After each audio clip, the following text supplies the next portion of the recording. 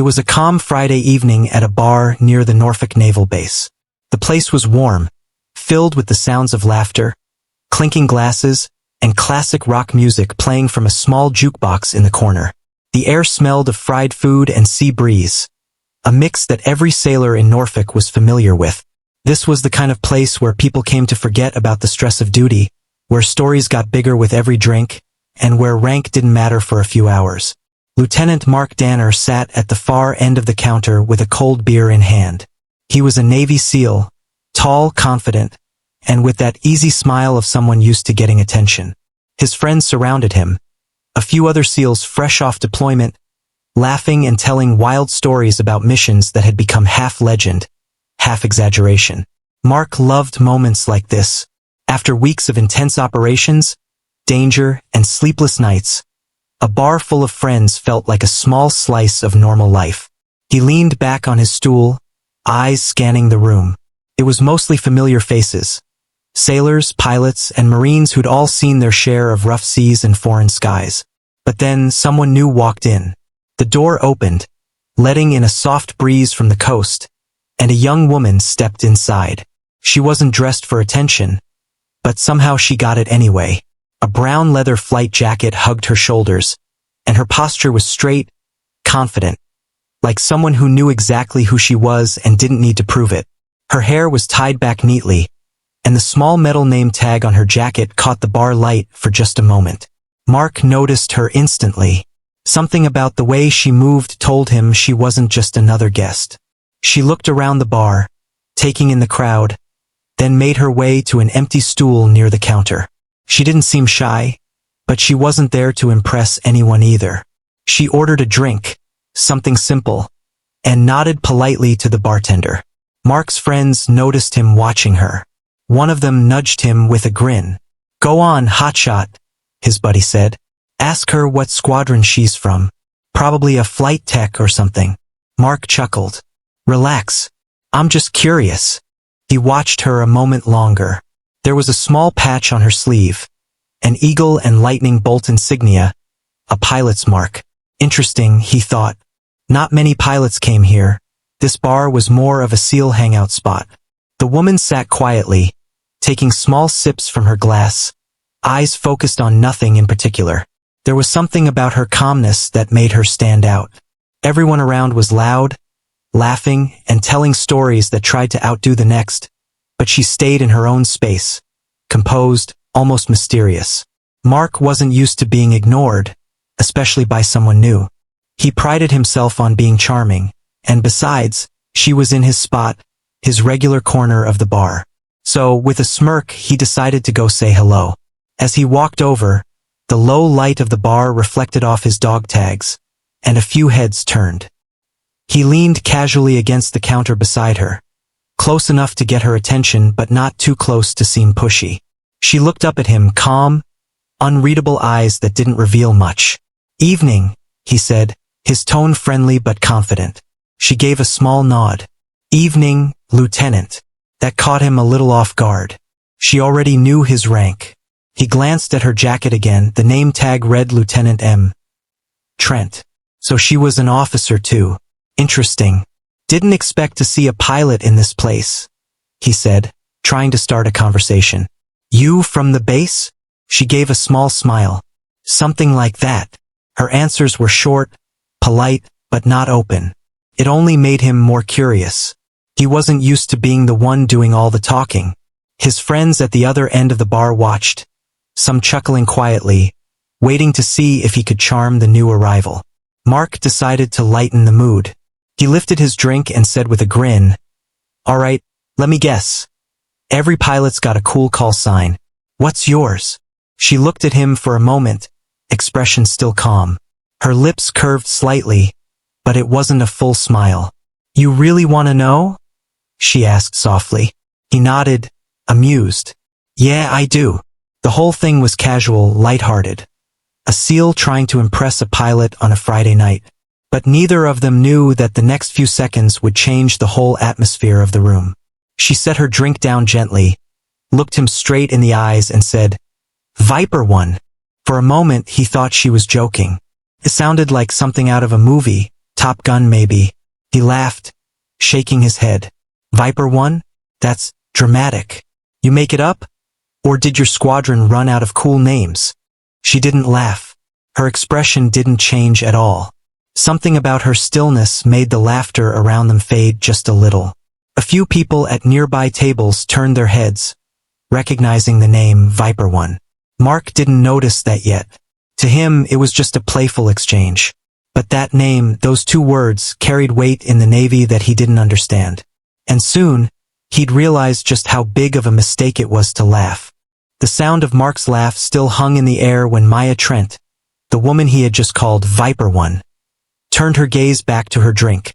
She didn't look angry or embarrassed. She simply looked calm, like someone who had seen this kind of reaction before. Her quiet confidence only made her more mysterious. Mark took another sip of his beer, still smiling. So Viper 1, huh? What squadron is that? You actually fly or just hang around the base to mess with us SEALs? He joked. He expected her to roll her eyes, maybe laugh a little. But she didn't. Instead, she gave a small shrug and said, I fly. Her voice was steady, not defensive, not proud, just factual. But something in her tone made Mark pause for half a second. She wasn't showing off. She was simply telling the truth. He studied her face more closely now. Her eyes had that distant look, like someone who'd spent too much time staring at the horizon, thinking about things other people couldn't see.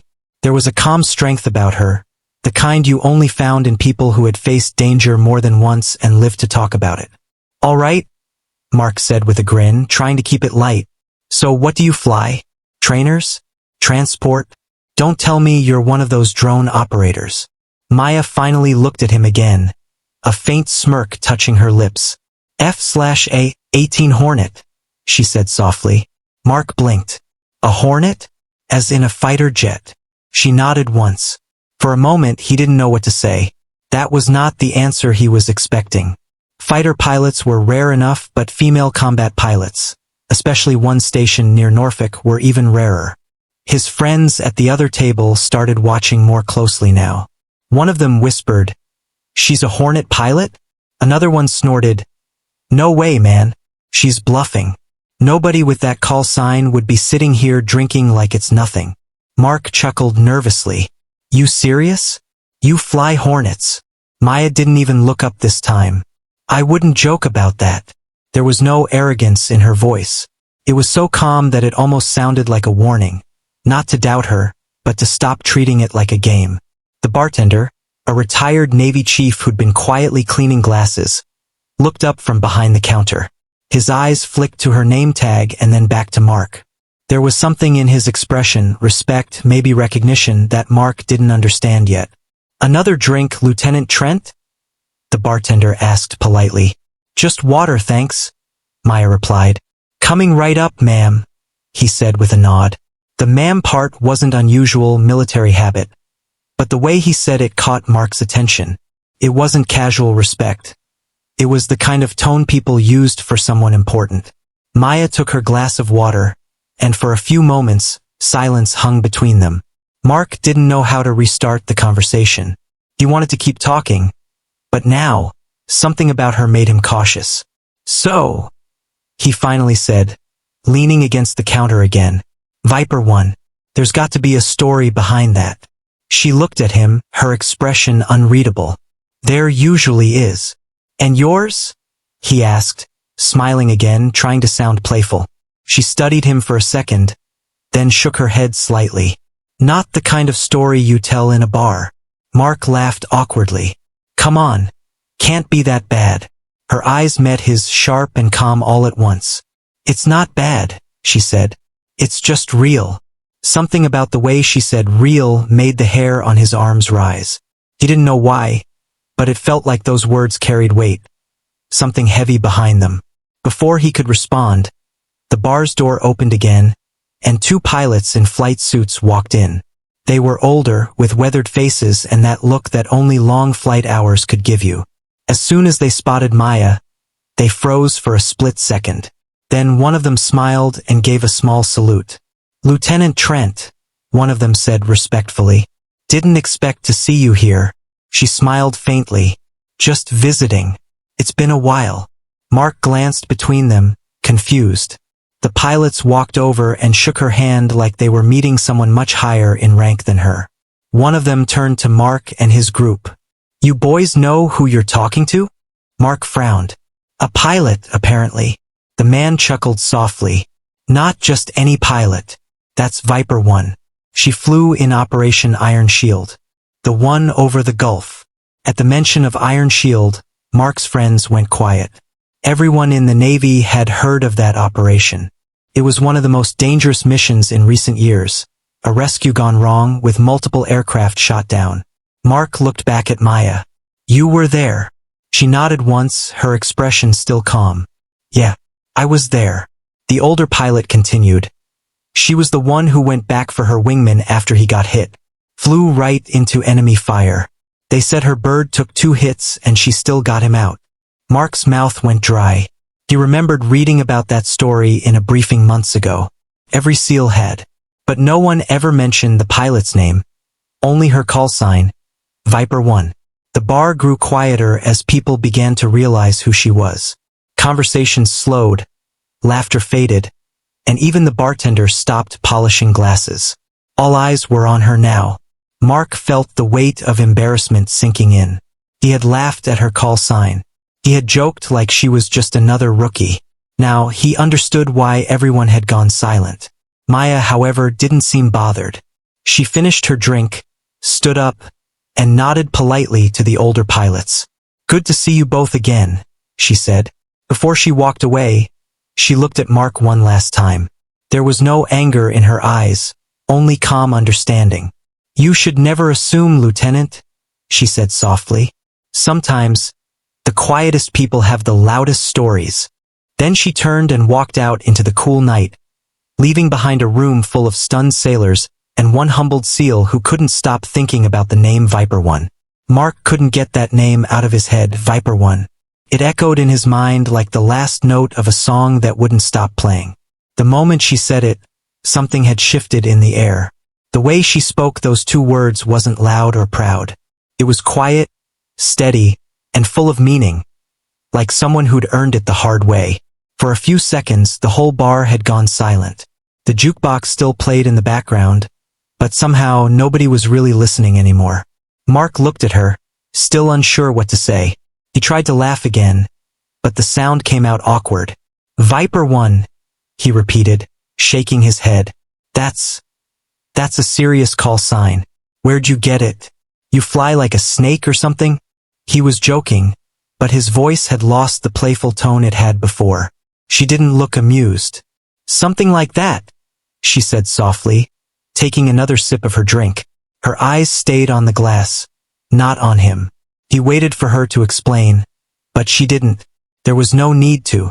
The quiet way she carried herself told him there was a story, a big one, behind that name. And yet, she didn't seem interested in bragging about it. Mark leaned a little closer, lowering his voice. All right, Viper 1, he said. Now I really have to know. Where'd that come from? Everyone's got a story for their call sign. She turned her head slightly, meeting his eyes for the first time since she'd said it. Do you always ask questions you're not ready to hear the answer to? She asked calmly. He blinked, caught off guard. I can handle it, he said with a grin, trying to sound confident again. She tilted her head slightly, like she was studying him. Maybe, she said, but not every story comes with a punchline, Lieutenant. Something about the way she said Lieutenant carried quiet authority. She didn't raise her voice, but it had the same effect as if she'd outranked him. Mark didn't reply. For the first time that evening, he didn't have a clever comeback. Across the room, his SEAL buddies were whispering and trying to figure out who she really was. The older pilot at the corner still hadn't taken his eyes off her. There was respect there, deep, unspoken respect. Mark noticed, but he still didn't fully understand why. The bartender came back over, setting down another drink in front of her. On the house, ma'am, he said quietly. Good to see you again. She gave him a small nod. Thank you, Chief. That made Mark raise his eyebrows. The bartender, a retired chief petty officer who barely respected anyone, had just served her like she was a commander. Something definitely didn't add up. Maya didn't seem to notice the attention. She just sat there, quiet and calm, staring at her drink as if she was lost in some faraway memory. Mark felt a strange mix of curiosity and unease. He wanted to ask her more, but something told him not to push too hard. Finally, he said, "So you're the real deal, huh? Fighter pilot. F/A-18. That's not easy work." She looked up again, eyes focused on him. "No," she said simply. "It's not." Her tone wasn't proud or dramatic, just honest. It was the kind of answer that came from someone who had lived through moments that other people only saw in movies. Mark nodded slowly. "Still, that call sign, it's intense. Someone must have really thought you earned it." For the first time, she smiled, just a small, almost invisible smile. "They didn't give it to me because I'm fast," she said quietly. "They gave it to me because I don't quit." That line hit Mark harder than he expected. Something in the way she said it made his chest tighten. It wasn't just confidence, it was conviction. He could tell she had faced moments where quitting wasn't an option, and she had survived them. Before he could ask more, the bar's old jukebox switched songs. An old rock tune that filled the silence. Maya's eyes flicked toward the sound, and for a brief moment, Mark saw something different in her expression. A flicker of sadness, maybe even guilt. It was gone just as quickly. He wanted to ask about it, but before he could, one of the older pilots from earlier walked over. His face was serious but warm. He looked at Maya and said quietly, "Lieutenant Trent, ma'am. Didn't know you were back stateside." Mark looked up at him, confused. The pilot nodded at Mark and said, "You got no idea who you're talking to, son." Mark frowned. "She's a pilot. I got that much." The man chuckled softly, shaking his head. "She's not just a pilot. She's the pilot. Viper 1 led the cover mission over Aden Bay. The one where 2 birds got hit. She was the only one who made it back." Mark stared, the words hitting him like a punch. He'd heard about that mission everyone in the Navy had. It was one of those stories that turned into legend. A rescue that almost went wrong, a pilot who flew straight into anti-air fire to pull out her team. No one ever said her name in the reports, just her call sign, Viper 1. He looked back at Maya, who was sitting silently, not correcting or confirming anything. She didn't have to. Her silence said enough. Mark felt a lump in his throat. The woman he'd just laughed at, the one he joked with like she was a rookie, had done something most people wouldn't even dare to attempt. Maya noticed his expression. "Now you know," she said quietly. Mark swallowed hard, his earlier confidence gone completely. I didn't mean." She shook her head. "It's all right. Most people don't." Her voice was calm again, not cold, just matter of fact. She finished her drink, stood up, and adjusted her jacket. Before walking away, she looked at him one last time and said, "Respect isn't about rank, Lieutenant. It's about understanding what it takes to wear the uniform." And with that, she walked toward the door, leaving behind the quiet hum of whispers and one SEAL who would never forget the name Viper 1. The room had gone quiet, but the silence wasn't awkward. It was heavy, filled with something deeper. Everyone in the bar had heard her call sign, and even if they didn't know the full story, they could feel that it meant something important. The woman who called herself Viper 1 wasn't just another pilot passing through.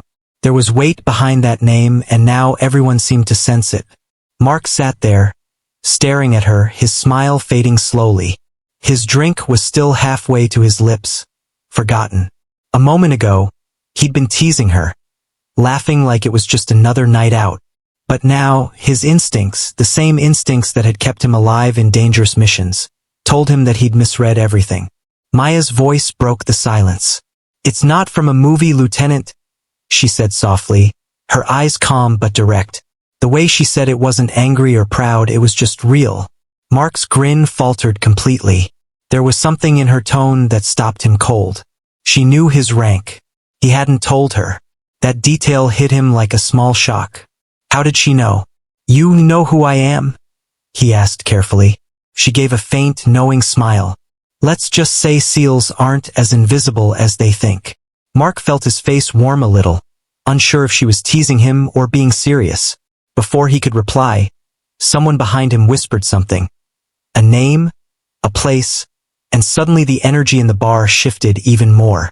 An older pilot sitting a few seats away turned his head. The moment he heard Viper 1, his expression changed completely. He straightened in his chair, as if the name alone demanded respect. He leaned closer to the man next to him and said something quietly. The other man's eyes widened, and soon, more heads turned. Mark felt it, that strange ripple spreading through the room. Laughter died down. Even the bartender slowed his movements. It was like everyone suddenly remembered something. A story they'd all heard once but hadn't expected to meet the person from it. Maya noticed the shift too. She didn't flinch. She didn't even look around. She just sat quietly, her hands folded around her glass, as if she was used to this reaction. Mark turned slightly, confused by the sudden attention. "What's going on?" he muttered. The older pilot stood up, his expression respectful. "Ma'am," he said, walking closer. "I didn't know you were back stateside." Mark blinked. "Ma'am?" The man turned to him and asked, "You ever hear about the mission over the Gulf of Aden? The rescue operation that went sideways?" Mark frowned. "The one with the Hornets?" The man nodded slowly. "That's the one." He turned to Maya. "You flew that mission, didn't you, ma'am?" She nodded once, no pride in her eyes, just quiet acceptance. "I did." Mark stared at her, his mind catching up. The Gulf of Aden operation. Every SEAL knew about it. It had become almost a legend, the mission where a Navy jet squadron was ambushed during a rescue. One of the pilots had gone back into enemy territory after her wingman was shot down. Against orders. Alone. She flew through a sky filled with missile fire just to cover the rescue chopper. Everyone had said it was suicide. But somehow, she'd made it out alive. "You were that pilot?" Mark said quietly, his voice almost a whisper. Maya didn't answer, but her silence said everything. The older pilot gave a small smile. "She's the reason 3 of our guys came home that night. The reason any of them lived long enough to tell the story." Mark's stomach sank. He'd laughed at that call sign. He'd mocked the person who'd done one of the bravest things in the Navy's recent history. Maya looked at him calmly. "You asked about my call sign," she said. "Now you know." Mark swallowed hard. His throat felt dry, and his beer suddenly tasted bitter. I didn't realize," he started to say, but his voice trailed off. She shook her head gently. "You weren't supposed to. Most people don't." Her words weren't sharp or angry. They were soft, the kind of softness that comes from someone who has seen too much to waste time being offended. She wasn't here to prove herself. She didn't need to. Her name, her story had already done that for her. The rest of the bar stayed quiet. A few people were still whispering, trying to confirm what they'd just heard. The older pilot patted Mark on the shoulder as he walked past. "Don't feel bad, son," he said quietly. "She's been humbling men twice your rank for years." That made a few people smile quietly, but Mark didn't. He just sat there, stunned, trying to process everything. Maya finally stood up, sliding a few bills onto the counter. "Good drink," she said softly to the bartender. "On the house, ma'am," he said immediately. "Always an honor."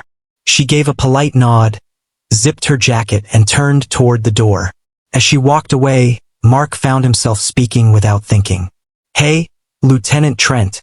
She stopped and looked over her shoulder. He hesitated. "You really went back for your wingman? Even when command told you to pull out?" Her expression softened a little. "He was family," she said simply. "You don't leave family behind." Those words hit him like a gut punch, because for a SEAL that phrase meant everything. It was their code too. And in that moment, he understood her in a way he hadn't before. Maya gave him one last look, her calm eyes almost kind now. "Next time someone tells you their call sign," she said quietly, "listen first." Then she walked out into the night, her silhouette disappearing through the door. The cool wind from outside swept in, and for a long time no one said a word. Mark sat there, replaying everything in his head. The calm way she spoke, the respect she earned without trying, the quiet strength in her voice. He finally understood why everyone had gone silent when she said those two words. Viper 1. It wasn't just a name. It was a legacy. The bar was still quiet after Maya Viper 1 walked out. Everyone slowly returned to their drinks. But the mood had changed. The laughter didn't come back. The music played softly, yet no one was singing along anymore. It was as if her presence had left something behind, something invisible but heavy. Mark sat there, staring at the spot where she'd been sitting. His beer was warm now, untouched for several minutes. His friends, who had been teasing him earlier, stayed quiet. None of them dared to joke anymore. They all felt it, the shift in the air, the respect that her name carried. He turned to the older pilot, the one who had recognized her. "What did you mean earlier?" Mark asked slowly. "About her flying that mission. What really happened?" The older pilot pulled out a stool and sat down. He had a tired look on his face, like someone who'd been holding onto a story for too long. "Son," he said, "you ever hear the full version of what happened over the Gulf of Aden?" Mark frowned. "Only bits and pieces. Something about a rescue operation gone bad." The man nodded. "Yeah, that's what most people know. But what they don't tell you in the reports is what she did." Mark leaned forward, listening. The others did too. Even the bartender stopped wiping glasses and turned slightly to listen. "It was 3 years ago," the older pilot began. "A squadron was providing cover for a SEAL extraction mission off the coast. The SEALs were pinned down after an ambush, and 2 Hornet pilots were tasked with clearing the area so the rescue chopper could land. Maya Trent, Viper 1, was one of them." Mark felt a chill. He'd heard about that operation in a briefing once. It was one of those missions everyone talked about, but no one really knew the full story. "They took off at dusk," the pilot continued. "Enemy radar picked them up almost immediately. One of the jets got hit. The pilot ejected, but he landed deep in enemy territory, bad place, full of hostiles. Command told Viper to pull back, said they'd send a rescue team." He paused, shaking his head slowly. "But she didn't." Mark's eyes narrowed. "She went back." The man nodded. "Yeah, alone. Night sky full of missiles, anti-air fire everywhere. She went back into the zone. No backup, no orders, just her and her jet." No one spoke. The bar was silent except for the faint hum of the jukebox. "She flew low, real low," the man said, his voice quieter now. "Lower than any sane pilot would dare. Managed to take out 2 enemy trucks before circling the crash site. She radioed the downed pilot and guided the rescue bird in, all while dodging gunfire and missile locks." Mark's chest tightened. He could almost picture it. The dark sky, the chaos, the radio static, and one woman flying through it all with nothing but guts and determination. She stayed until the last second. The pilot went on. Her bird took damage, 2 direct hits. The left engine was gone, hydraulics were failing, and she was still giving cover fire for the chopper. She refused to eject until they had the other pilot secured. Mark shook his head slowly, trying to imagine it. How did she make it out? The man smiled faintly. "Barely. She brought that Hornet home on 1 engine. Landed with no flaps, no brakes. The crew on deck said sparks were flying off the runway when she touched down. When they opened the cockpit, she was calm as ever. Just said, 'Wingman's safe. Mission complete.' Then she passed out." Mark exhaled slowly. "And that's how she got her call sign?" "Yeah," the man said.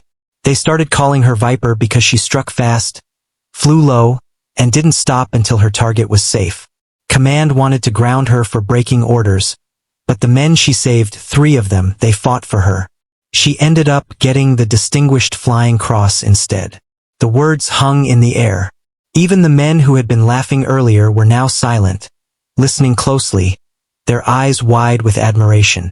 Mark looked down at his drink. The amber liquid reflected the bar lights, but his thoughts were far away. He could see her face in his mind, calm, quiet, strong. She didn't need to tell that story herself. Everyone else already knew it for her. "She doesn't talk about it," the older pilot said softly. Never brags, never mentions it unless someone pushes her. Most people who've seen combat like that don't. Mark nodded slowly. Yeah, I get that. The man gave a small grin. You will. Give it a few more deployments. You'll learn that the real heroes don't shout. They just show up when it counts. Mark didn't respond. He felt a strange mix of guilt and respect. He'd spent years in the Navy, seen his share of danger, and met countless soldiers and sailors. But something about Viper 1 stood out. She wasn't loud.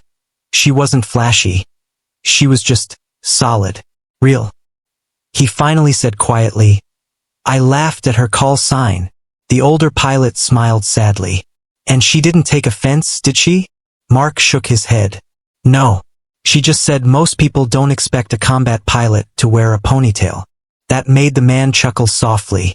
Sounds like her. Mark leaned back on his stool, thinking. I've met plenty of tough people, he said. But I've never met anyone like her. Few have, the older pilot replied. And if you're smart, you'll remember this night. Because people like her remind the rest of us what courage really looks like. Mark nodded.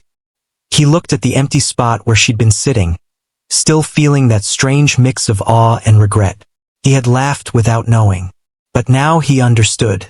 That night, as he finally left the bar, the cold Norfolk wind hit his face, and he caught himself glancing toward the sky. Somewhere out there, Viper 1 had risked everything for others, and now, every time he looked up, he'd think of that call sign with nothing but respect. From that night on, the name Viper 1 meant something different to everyone who'd been in that bar. And to Mark Danner, it wasn't just a call sign anymore, it was a reminder. A reminder that real strength doesn't always shout. Sometimes, it just sits quietly at the bar, orders a drink, and carries a story too heavy for words. The next morning, the sun rose over Norfolk Base, painting the flight line in soft gold. The hangars gleamed, and the distant hum of jet engines carried through the air. Mark Danner walked toward the flight deck, still thinking about last night. The story of Viper 1 hadn't left his mind. Every sound, the roar of engines, the smell of jet fuel, reminded him of her. He had woken up early, long before dawn, unable to sleep. He kept replaying the scene at the bar, the way she had looked at him when he asked her call sign, calm and unbothered, as if she had already seen far worse than anyone in that room could imagine. He felt embarrassed, but also curious. Who was she really? And how could someone so calm carry that kind of power behind her name? When he entered the flight deck, he noticed people gathered near Hangar 7. Mechanics, flight officers, even a few SEALs stood there, talking in low voices. Something was going on. Mark walked over, wondering if maybe there was a drill or some emergency. As he got closer, he saw her. Maya Trent, Viper 1, was standing near her jet, helmet tucked under her arm, talking to a commander. She looked sharp in her flight suit, confident but focused. Her hair was tied neatly back, and her eyes carried that same calm intensity from the night before. Mark hesitated for a moment, then approached. The commander noticed him and nodded. Danner, he said. Good timing. You'll be flying recon today. Mark blinked. With who, sir? The commander smiled faintly. With Viper 1. She requested you. Mark's eyes widened. She requested me? Before he could ask more, Maya turned toward him. You ready to fly, Lieutenant? She asked, her tone steady, professional. Mark straightened immediately. Yes, ma'am. Good, she said simply. Wheels up in 20. She walked toward her aircraft, her movements quick and sure, like someone who had done this 1,000 times. Mark followed, still trying to process what was happening. Why would she want to fly with him? He'd made a fool of himself in front of her just the night before. The mechanics finished their checks, and the two jets rolled onto the runway side by side. Mark climbed into his cockpit, his heart pounding. His hands moved through the pre-flight sequence, muscle memory taking over. Viper 1, this is Dagger 2, he said over the comm, ready for takeoff. Copy that, Dagger 2. Her voice replied smoothly through the headset. Keep it tight on my wing. Her tone was calm, but something about it made his pulse quicken. There was authority in her voice, earned authority. She wasn't just confident. She was in control. As they took off, the world fell away beneath them. The base shrank into the distance, and the ocean stretched out ahead like a sheet of blue steel. The sun glared off the waves. Flying beside her felt different, disciplined, precise. Every movement she made was measured, perfect. For the first few minutes, they flew in silence, scanning radar and checking instruments. Then her voice came through the comm again. "About last night," she said calmly. Mark froze for a second. "Yes, ma'am. You don't have to look so nervous," she said. "It happens all the time." He hesitated. "People laughing at your call sign? People assuming I don't belong here," she corrected gently. "They hear my name, see my face, and they make a picture in their head. I'm used to it." He swallowed. "Still, I shouldn't have joined in." There was a pause.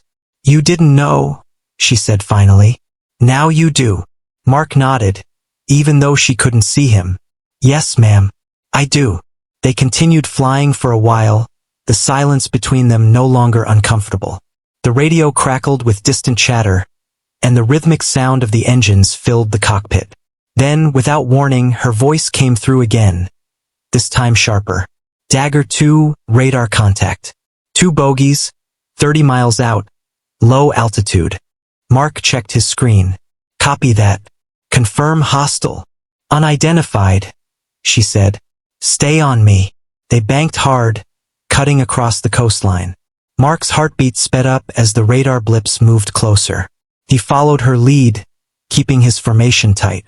The training took over now, no time for nerves. "Visual confirmed," Maya said after a few moments. "Small craft moving fast. Could be smugglers or recon drones." Mark scanned the horizon. "Orders. Observe. No engagement unless hostile," she replied. They circled the area twice before the unknown aircraft veered away, disappearing toward international waters. The tension eased slightly. "That was clean flying," she said over the comm. "Thank you, ma'am," Mark replied, surprised by the praise. "Don't thank me," she said. "Just remember, calm under pressure. That's what keeps you alive up here." Her voice carried no arrogance, only experience. And in that moment, Mark realized something. She wasn't trying to impress anyone. She was teaching, quietly, naturally, like someone who had earned her lessons the hard way. When they returned to base and taxied down the runway, the ground crew waved them in. As Mark climbed out of his jet, he saw her remove her helmet, her expression unreadable but not cold.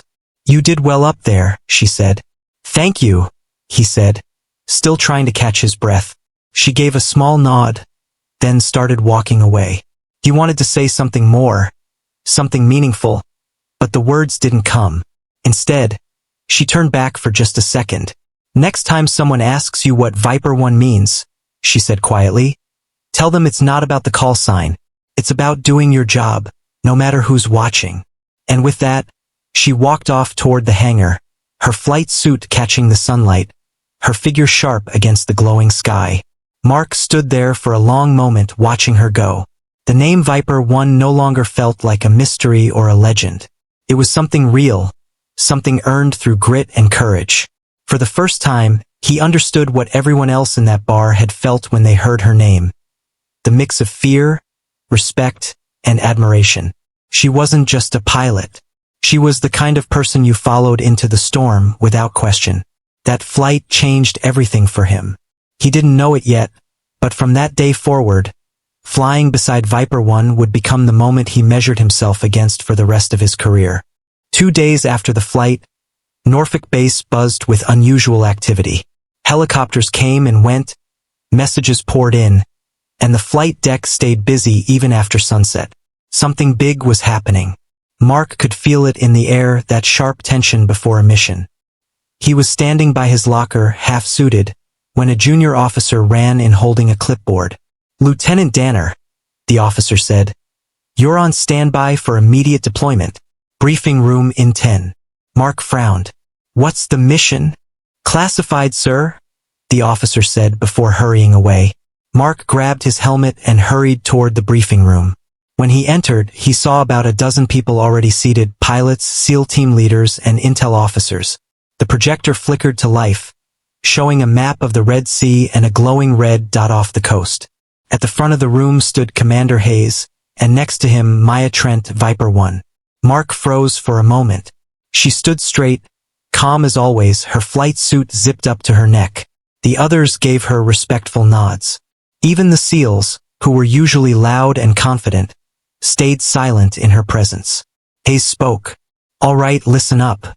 2 hours ago, a Navy surveillance drone picked up a distress signal from one of our cargo ships, the USS Franklin.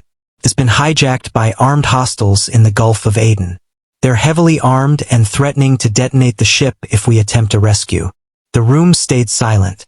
Everyone knew what that meant. An operation that could turn deadly fast.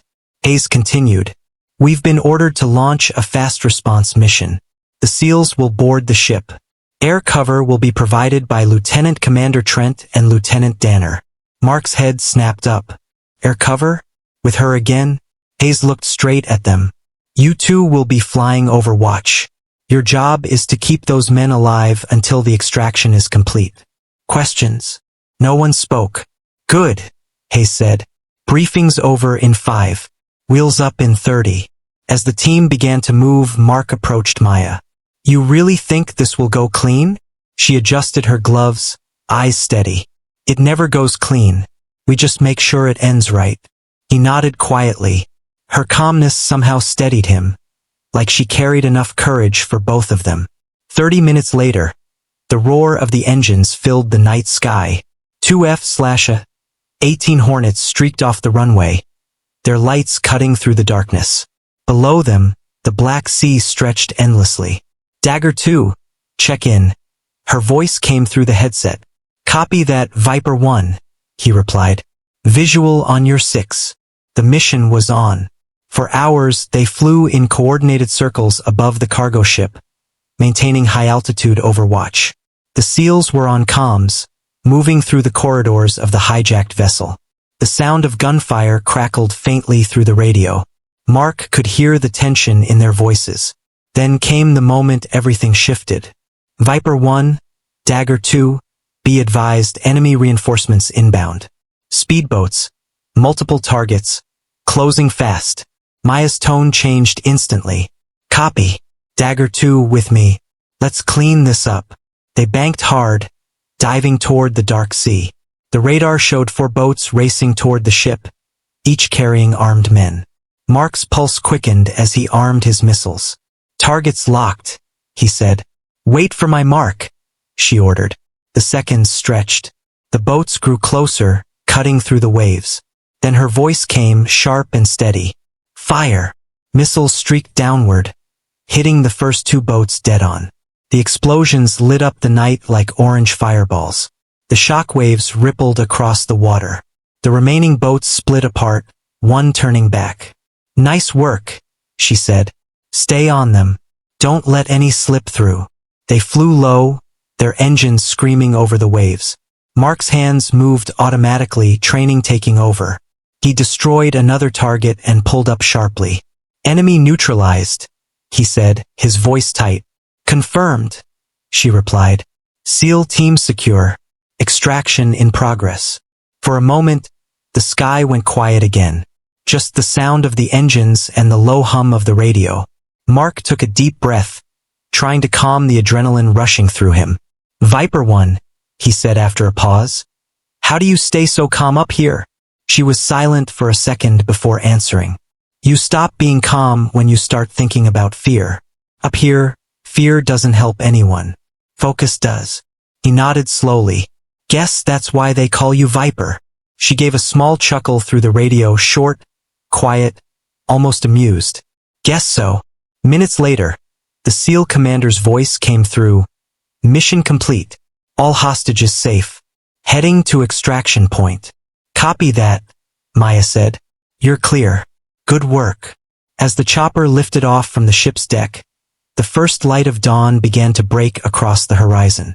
The ocean turned from black to deep blue, and for a moment, everything felt still. Mark glanced at her jet, flying beside him, golden light reflecting off the cockpit. He realized she wasn't just brave. She was the kind of person who carried the weight of every mission she'd ever flown. And somehow, she made it look effortless. When they landed back at Norfolk, the base was already awake, waiting for news. As they stepped out of their jets, the SEAL team was unloading nearby, tired, dirty, but alive. The commander walked over and saluted Maya. "Couldn't have done it without your cover, Viper," he said. "You saved our skins out there." She nodded once, her voice calm. "Just doing my job." Mark stood beside her, watching her expression. There was no pride, no arrogance, just quiet satisfaction. Later that morning, as they walked toward the hangar, he said softly, "You were incredible up there." She gave a faint smile. "So were you.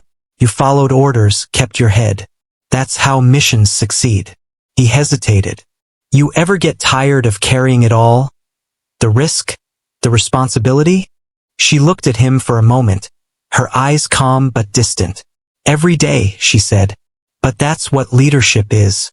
You carry it so others don't have to." Those words stayed with him. As she walked away, the sun rose higher, casting long shadows across the tarmac. Mark realized something that morning. The strength of Viper One wasn't in her call sign, her medals, or even her skills. It was in her quiet courage, the kind that doesn't fade when the mission ends. That mission changed how everyone on base saw her. But for Mark, it did something more. It made him believe, truly believe, that some people are built differently. Some people don't just serve. They inspire. The next evening, the base was calm again. The storm of missions, reports, and debriefs had settled. The sun dipped low, painting the horizon in orange and gold. Mark sat outside the hangar, helmet beside him, staring at the fading sky. The events of the last 24 hours still played in his mind. The hijacked ship, the explosions over the sea, the radio chatter, and Maya's calm voice guiding them through chaos. He hadn't seen her since they landed. She'd gone straight to the command office, probably to file her mission report. Everyone on base had been talking about her again.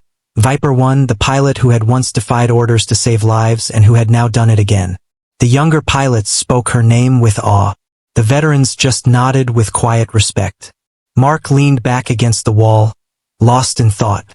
He had come to Norfolk base thinking he was just another pilot, skilled, sure, but not remarkable. Meeting her had changed that. She'd made him see the kind of strength that didn't shout, the kind that came from calm confidence and unshakable purpose. The hangar doors opened behind him, and footsteps echoed on the concrete. He turned. It was her. Maya walked out, still in her flight suit, a folder tucked under her arm. She looked tired, but her eyes still held that same steady fire. "Couldn't sleep?" she asked, stopping beside him. He smiled faintly. "Could say the same about you." She shrugged, sitting down next to him. "Paperwork never ends. Command wants every second of the operation documented." Mark chuckled. "Guess even heroes have to do the boring parts." She gave him a sideways look. "Heroes? Is that what they're calling us now?" "You," he corrected. "They're calling you that." She shook her head. "I just did my job." Mark studied her face in the soft light. She wasn't being modest. She truly believed it. There was no ego, no false humility, just truth. "You ever get used to it?" he asked quietly. "People looking at you like that?" She leaned back, thinking for a moment. Used to it? Maybe. Comfortable with it? Never. The thing about being in the spotlight is, people see your victories, not the cost. He nodded slowly. The cost. She looked out at the runway, where the faint lights blinked in the dark. Every mission leaves a mark. Every time you take off, you carry someone's hope that you'll come back. Sometimes you do. Sometimes others don't. Her voice softened, but there was a weight behind her words. Mark didn't interrupt. He could sense she was speaking from deep experience, from pain. "I've lost people," she said quietly. "Good people. Pilots, teammates, friends. You tell yourself it's part of the job, that it's the life we chose. But it never gets easier." Mark felt his chest tighten. He wanted to say something comforting, but she wasn't looking for pity. She was just sharing truth, the kind only those who've lived through fire understand. After a moment, she looked at him again. You did well out there, Danner. You stayed focused. Thanks, he said. But I kept thinking, what if I messed up? What if I froze? She smiled faintly. Everyone freezes at first. What matters is what you do right after. You push through. That's what makes a pilot. Her tone was calm, but her words stuck deep in his mind. They sat in silence for a while, the night growing cooler around them. The sound of distant waves and the faint hum of the bass filled the air. Then Mark said softly, You know, I used to think call signs were just cool names, something to laugh about. Maya smirked. Most people do. But now, he continued, I get it. A call sign isn't just a name. It's a story. A reminder of who you are and what you've survived. Her eyes softened. That's exactly right. He hesitated, then added, When I first asked yours, I laughed. I didn't mean disrespect, but I didn't understand. I know, she said gently. You weren't the first. Still, he said, I'm sorry. She gave him a small nod. Apology accepted. There was a pause. The wind picked up slightly, rustling the nearby flag. She looked at him again, a faint smile on her lips. Tell me something, Danner. What's your call sign? He laughed. Haven't earned one yet. Then you will, she said. And when you do, make sure it means something. He smiled. Like yours. She gave a small shrug.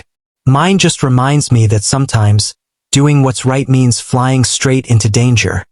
Even when no one else will. The two sat quietly again. The stars began to appear above them, faint but steady. After a few minutes, a jeep pulled up near the hangar. A young officer stepped out and called, Commander Trent, the Admiral wants to see you for debrief. She stood up, brushing dust off her gloves. Duty calls. Mark got to his feet too. Hey, Maya. He stopped himself. Sorry, Viper 1. She smiled. Maya's fine, Lieutenant. He grinned. Maya, then. It's been an honor. She held out her hand. Likewise, Dagger 2. He shook it firmly, realizing that this wasn't just a handshake. It was a passing of respect, the kind that soldiers give to one another when words aren't enough. As she turned and walked toward the jeep, Mark watched her go. The headlights lit up her figure for a moment before she disappeared into the distance. He stood there alone under the open sky. The night was quiet again, but something inside him had changed. He finally understood why everyone spoke her name with such weight. Viper 1 wasn't just a call sign. It was a legend built on courage, sacrifice, and quiet strength. Back in the bar where it all began, the story of that mission spread fast. Pilots whispered about how Viper 1 had once again saved lives, and how a rookie lieutenant named Danner had flown beside her. But Mark never bragged about it. He just smiled whenever someone mentioned her name.